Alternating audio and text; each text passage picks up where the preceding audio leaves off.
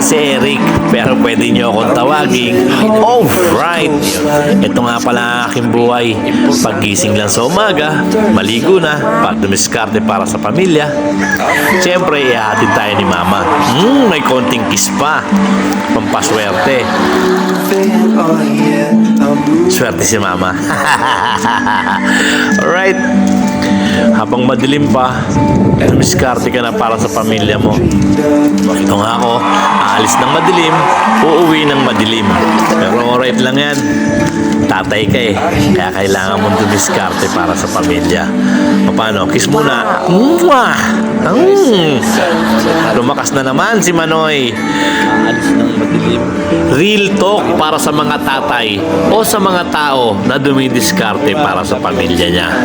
Tandaan mo, isentro mo lang ang Panginoon sa buhay mo at lahat ng imposible ay magiging posible.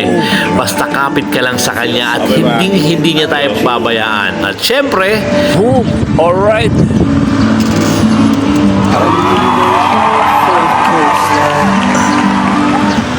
Kahit madilim pa, didiskarte na ako para sa pamilya ko dahil wala ka rin namang gagawin eh. Yun lang talagang gagawin mo bilang isang ama. Didiskarte ka na para sa pamilya. Alright! At hindi nga po pala ako nakakalimot na dumaan dito sa simbahan ng Baclaran.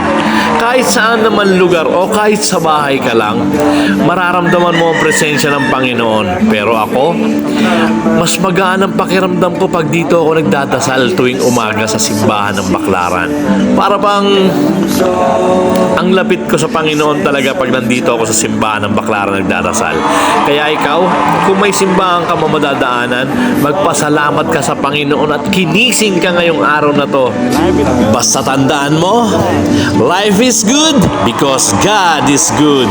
Alright!